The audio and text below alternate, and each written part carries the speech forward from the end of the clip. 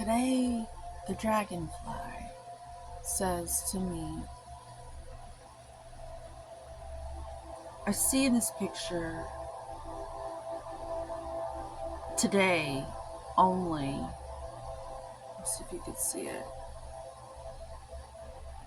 There's this little, so you can't see it on my camera phone, but it's like a white, it's watercolor painting, but it looks like it reminds me of either a rabbit or, get this, if you've ever seen the movie Alien, that scary Alien, it reminds me of that, but this one's a nice ally, like an ally.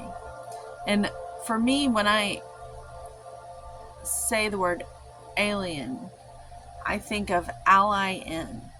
Like, there's an ally in here. This is not an enemy internally. It's an ally. And when I see the word alien, I think of ally in. And dragonflies are masters at the art of flying. Not many can keep up with a dragonfly. They're experts at flight. And I know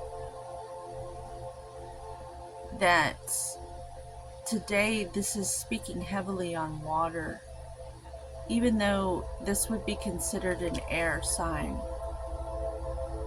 Now, traditionally, Gemini is an air sign, and Gemini represents communication.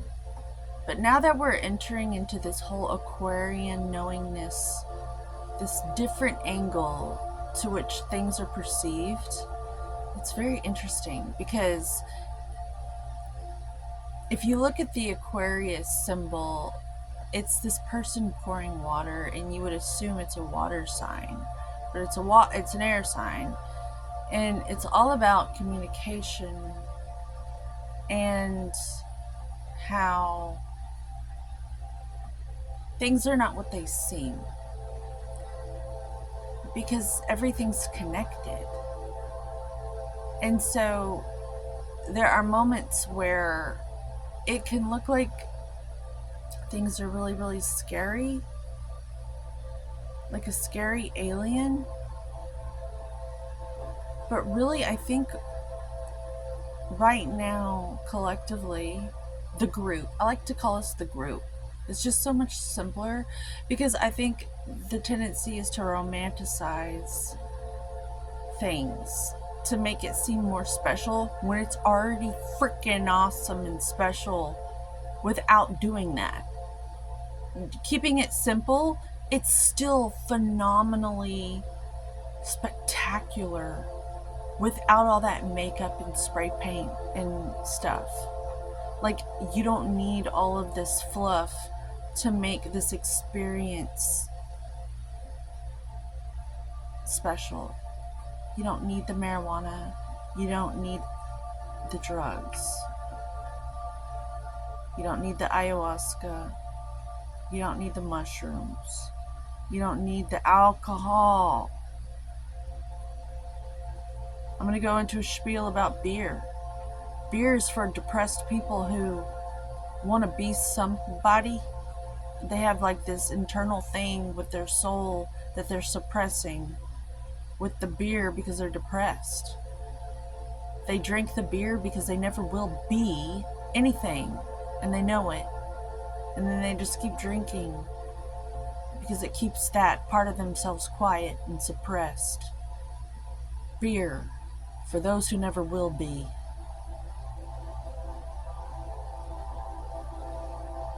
The key is to get upset. To use that ally within, that discontent, to summon up your inner dragon,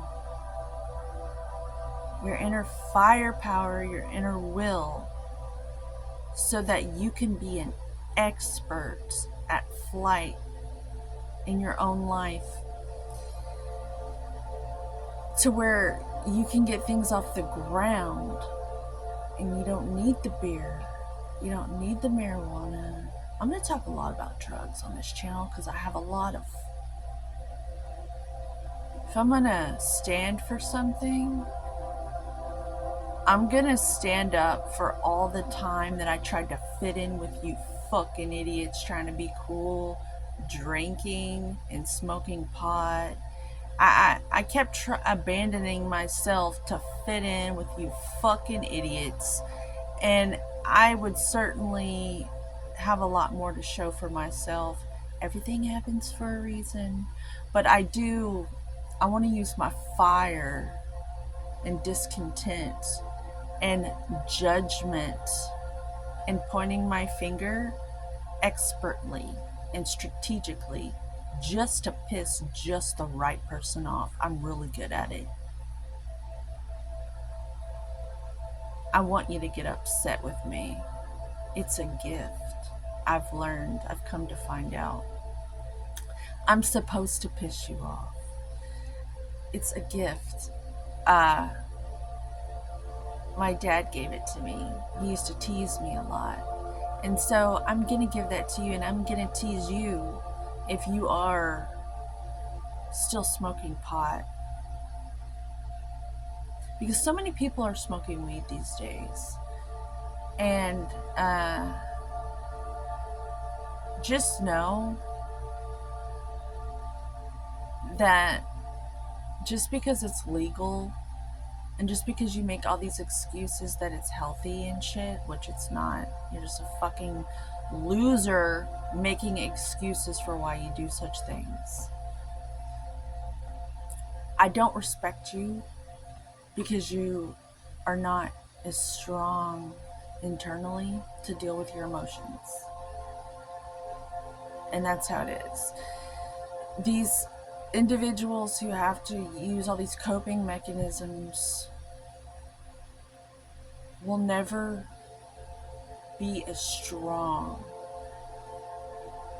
and stable and capable of surviving truly hard things as long as they do such things. And they will continue to leave themselves susceptible to crises psychologically, which will manifest in the material realm for them. And I want to live around people who know how to pilot their own well-being in a way where they're like a dragonfly and they know how to fly better than anyone, their own well-being, so that they're not a crisis to be managed, and they're certainly not individuals to feel sorry for and rescue all the time, bail out because they're slacking off by drinking, smoking weed, taking pills, making excuses for microdosing mushrooms and shit.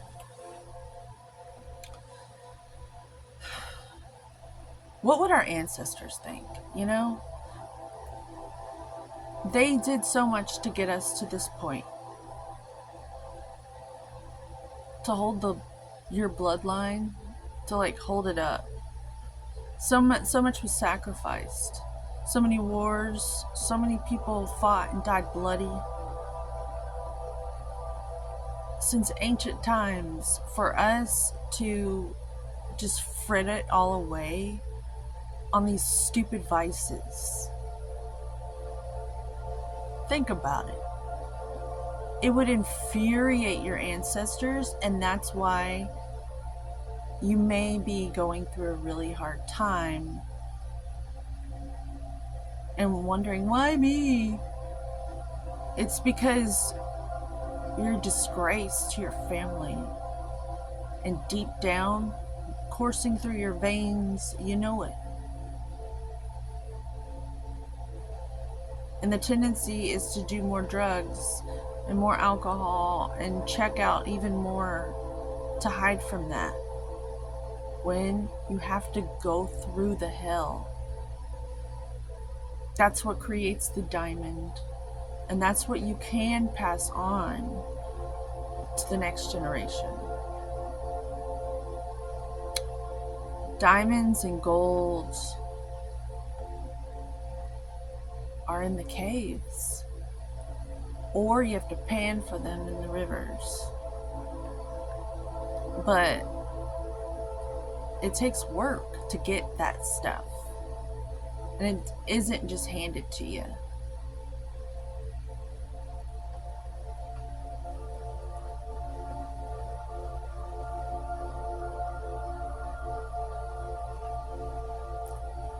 So our ancestors might be a little on the warpath right now, I'm sensing. So you may have one of those scary aliens from the Sigourney Weaver movies after your ass, trying to eat you, but do something to you. I don't know. Or you can have an ally in by going through the hell, and then you earn like these jewels, these gems, this gold. And that's the great work that the magicians speak of. The real magicians, real magnetic intelligence. I don't like to call it magic, because I'm not trying to magnetize icky things. I'm magnetic, and so are you. And if we're going to pull in things, we need to learn how all that works.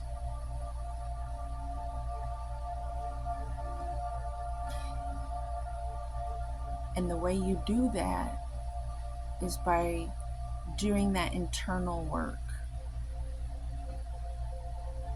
the vulnerability work, the stuff that those around you are too coward to do. But you're not. They call it the dark night of the soul. Just do the work. If you have any honor or integrity, just do the work. And you can be the king and queen of your own internal kingdom.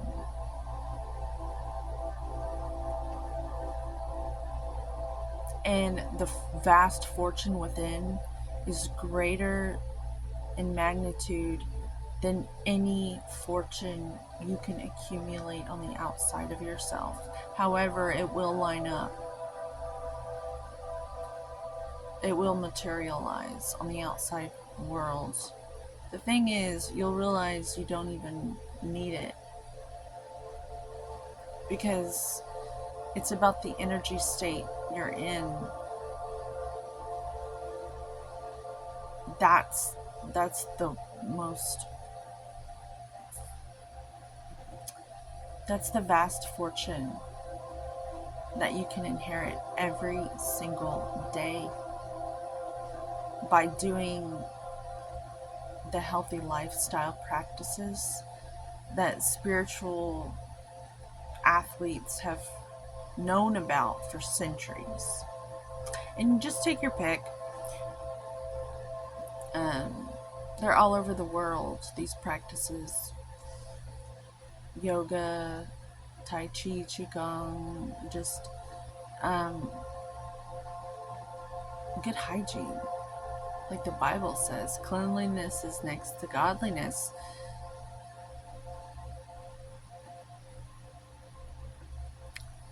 I'm going to be talking a lot about angels and my interpretation, my communications with them, because it is different. It's very Aquarian. I think it's my calling to help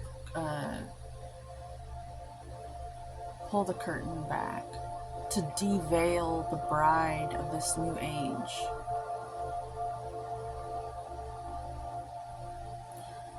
So, maybe if this video did one thing, it was to change the way you see aliens.